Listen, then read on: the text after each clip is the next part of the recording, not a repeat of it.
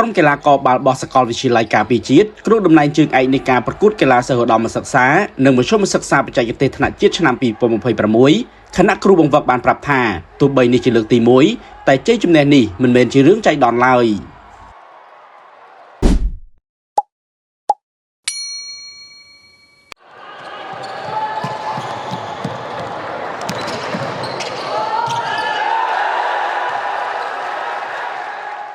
កីឡាករបាល់បោះសាកលវិទ្យាល័យការពារជាតិនិងក្រុមកីឡាការិនីបាល់បោះសាកលវិទ្យាល័យអាស៊ីអឺរ៉ុបដណ្ដើមបានមេដាយមាសក្រុងតំណែងជើងឯកកីឡាបាល់បោះនៃការប្រកួតកីឡាសិស្សឧត្តមសិក្សានិងមធ្យមសិក្សាបច្ចេកទេសថ្នាក់ជាតិឆ្នាំ2026ដោយធ្វើការប្រកួតជាបន្តបន្ទាប់រហូតមកដល់វគ្គផ្ដាច់ប្រវត្តិគ្រូបង្វឹករបស់ក្រុមកីឡាករសាកលវិទ្យាល័យការពារជាតិបានប្រាប់ឲ្យដឹងថានេះគឺជាលើកទី1ហើយសម្រាប់ការដឹកនាំក្រុមមកចូលរួមការប្រកួតកីឡាសិស្សឧត្តមសិក្សានេះហើយនេះក៏មិនមែនជារឿងចៃដន្យឡើយដែលក្រុមលោកទទួលបានជោគជ័យការទទួលបានជោគជ័យនេះក៏ដោយសារការប្រឹងប្រែងហ្វឹកហាត់ការរៀបចំក្រុមបានល្អនិងការលេងអស់ពីសមត្ថភាពទើបបានកើតភាពជោគជ័យនេះឡើងមានឃើញថាការប្រកួតនេះមានលក្ខណៈតានតឹងខ្លាំងដោយសារក្រុមវិទ្យាល័យសាកលវិទ្យាល័យអាស៊ីអឺរ៉ុបគាត់រៀបចំបានល្អហើយកីឡាករគាត់ក៏ល្អដែរបាទសម្រាប់សាកលវិទ្យាល័យរបស់ការពារជាតិគឺជាលើកទី1បងបាទមិនមែនជាភាពចៃដន្យទេបងដោយសារពួកយើងក្រុមសាកលវិទ្យាល័យការពារជាតិបានរៀបចំមុនការប្រកួតមានការវឹកហាត់ជាប្រចាំប្រហែលជា2ខែបង2ខែមុនការប្រកួតយើងប្រមូលផ្ដុំគ្នាហើយយើងវឹកហាត់រួមនិយាយរួមទៅក្រុមសាកលវិទ្យាល័យនេះគឺជាក្រុមឈុតទូចរបស់សាកលវិទ្យាល័យការពារជាតិហើយយើងមានឈុតធំមួយទៀតត្រៀមសម្រាប់National Game បាទកីឡាជាតិ3ប្រកួតបង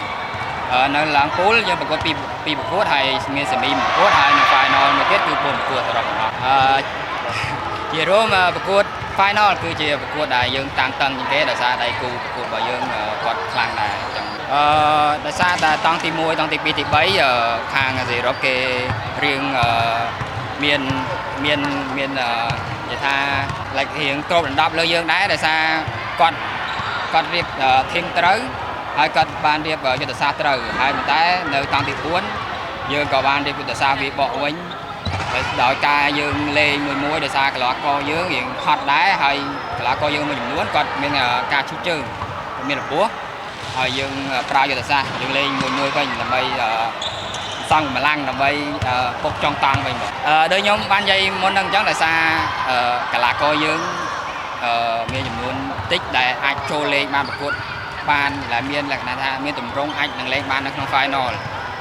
ហើយការដោះដូរក៏យើងមានតិចដែរកីឡាករដែលយើងដោះដូរមានតិចដោយសារកីឡាករមួយចំនួនគាត់ឈឺជើងគាត់មានរបួសនៅក្នុងពូលប្រកួតក្នុងពូលអញ្ចឹងយើងមានតែយើងលេងមួយសំកម្លាំងហើយ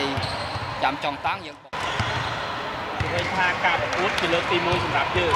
ហើយជាបានជ័យលើកទី1ទៀតប៉ុន្តែប្រសិននឹងការប្រកួតយើងថាយើងអស់ពីសមត្ថភាពហើយឬឡើយខ្ញុំគិតថាអស់ហើយបងអស់ហើយតែបើសម្រាប់ពួកគ្រូដូចពួកខ្ញុំមិនមែនជាលើកទី1ទេបងដោយសារខ្ញុំដឹកនាំក្រុមយូរហើយគាត់ខ្ញុំដឹកនាំក្រុមយូរហើយតាំងពីប្រកួតNational Championship National Game ត្រូវដោយសារយើងអាចកំណត់គោលដៅយើងត្រឹមហ្នឹងយើងត្រូវតែហាត់បន្តទៀតដើម្បីត្រៀមប្រកួតផ្សេងទៀតអញ្ចឹងបងព្រោះអីយើងឥឡូវយើងដូចបងបានមើលអញ្ចឹងប្រកួតមានការខ្វះខាតច្រើនសម្រាប់បច្ចេកទេសក៏ដូចជាតាក់ទិកអញ្ចឹងយើងមានតែរៀបចំការវឹកហាត់បន្ថែមទៀតដើម្បីត្រៀមប្រកួតផ្សេងទៀតអញ្ចឹងជាចុងក្រោយខ្ញុំសូមអរគុណដល់ថ្នាក់ដឹកនាំដែលគាត់បានយកចិត្តទុកដាក់ជាខ្លាំងហើយអរគុណទៅដល់ sponsor អរគុណទៅដល់ fan ដែលបានមកមើលមកគាំទ្រក្រុមសាកលវិទ្យាល័យការពារជាតិបាទបងបាទប្រកួតចុងក្រោយពួកយើងនឹងរៀបចំឲ្យបានល្អជាងហ្នឹងដើម្បីត្រៀមការពារមេដាយមាសរបស់យើងជាដំបូងសូមជម្រាបសួរខ្ញុំឈ្មោះទេពចរ៉ាត់ជាគ្រូជំនួយរបស់ក្រុមសាកលវិទ្យាល័យការពារជាតិដោយឆ្លងកាត់ការប្រកួតរួចមកជាលទ្ធផលវិញ្ញាសាបាល់បោះបុរសក្រុមកីឡាករបាល់បោះសាកលវិទ្យាល័យការពារជាតិដណ្ដើមបានមេដាយមាសក្រុមកីឡាករបាល់បោះសាកលវិទ្យាល័យអាស៊ីអឺរ៉ុបទទួលបានមេដាយប្រាក់និងក្រុមកីឡាករបាល់បោះសាលាបច្ចេកទេសព្រះរាជសម្ភារខេត្តកំពតទទួលបានមេដាយសំរឹទ្ធនិងវិញ្ញាសាបាល់បោះនារី ក ក្រុមកីឡាករនីបាល់បោះសាកលវិទ្យាល័យអាស៊ីអឺរ៉ុបដណ្ដើមបានមេដាយមាសក្រុមកីឡាករនីសាលាបច្ចេកទេសព្រះរាជសម្ភារខេត្តកំពតទទួលបានមេដាយប្រាក់និងក្រុមកីឡាករនីបាល់បោះសាកលវិទ្យាល័យភូមិន្ទភ្នំពេញទទួលបានមេដាយសំរឹទ្ធ